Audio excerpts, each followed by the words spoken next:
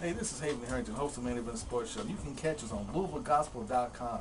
We have our own fan page there. You can email us, write us. You can see what we're doing, see where we're going.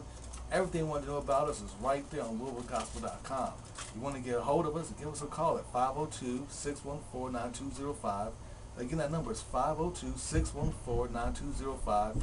Give us a call. We'd love to hear from you. Once again, the Main Event Sports Show on LouisvilleGospel.com. Yeah, Haven Harrington, What's aka up? H2 to the 3. That's right, H2 to the 3. Kind of sad right now. You should be. Cats lost. But you know what? The Cats At played, home. but they played well. I watched the game. Well, I watched some of the game. I'm not gonna lie. I watched a little bit of the first half and some of the third, some of the second half. But hey, you know what? They played. They got down. I think almost like 15 points in the first half. They battled back. Got a 10-point lead with like 11 minutes to go in the game. They were balling. But LSU just couldn't be stopped.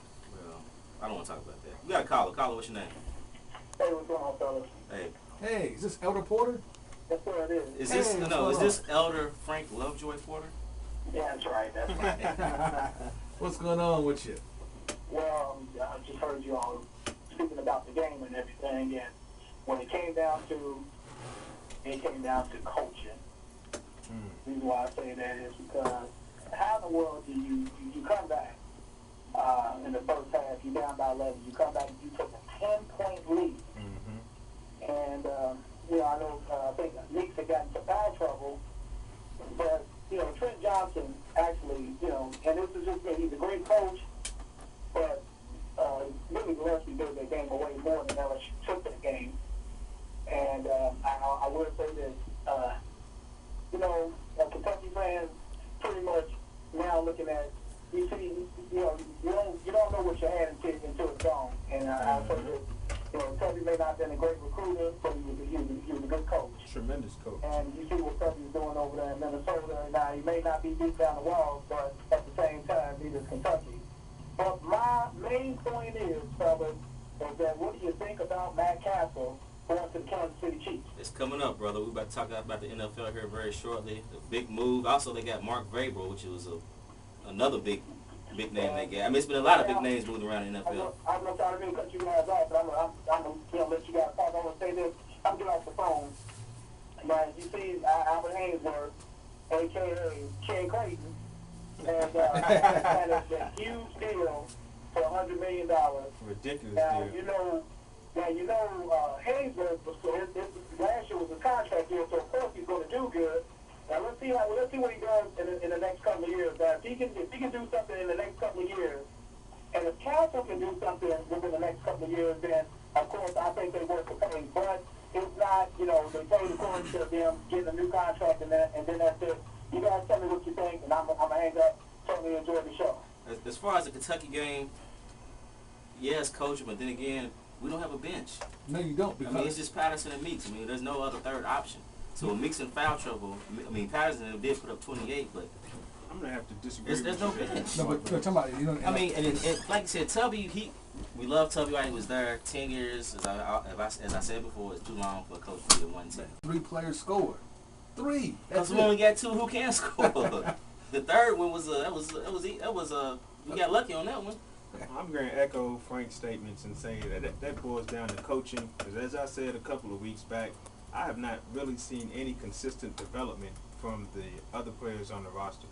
I mean, the kid Miller, Galloway, Liggins. And Liggins supposed to be like a big-time recruit when he came to Yeah, Kentucky. he should have came along by now. 6'5", Yeah. 6'6". They can handle the ball. They can break. They've shown that they can break pressure. They can do some fantastic things. But I mean, we do not see this on a consistent basis. It's like I don't know what Billy's doing, and they don't either.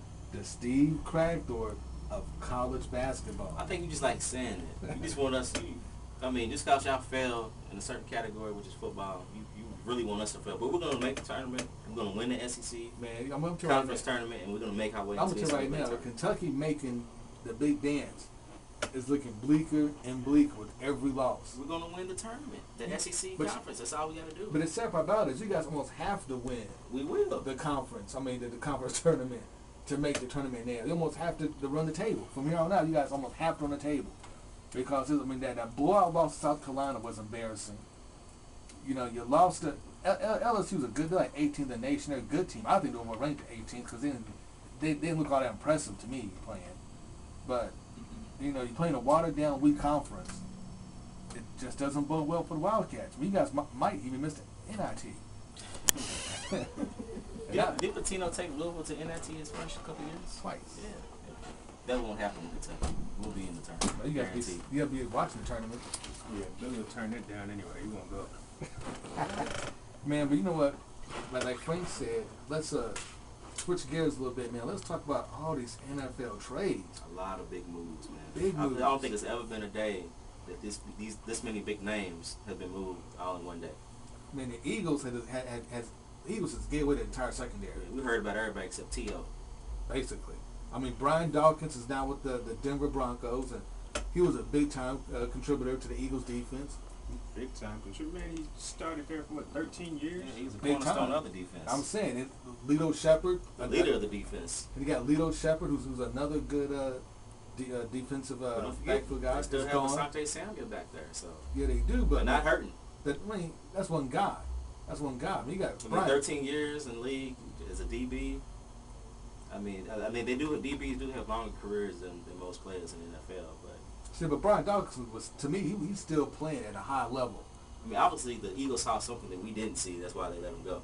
I think. I think it's a money move. Yeah, I think it's all money. I don't think they had a choice. Every man, NFL, NBA, the baseball, they haven't been signing their big free agents. This economic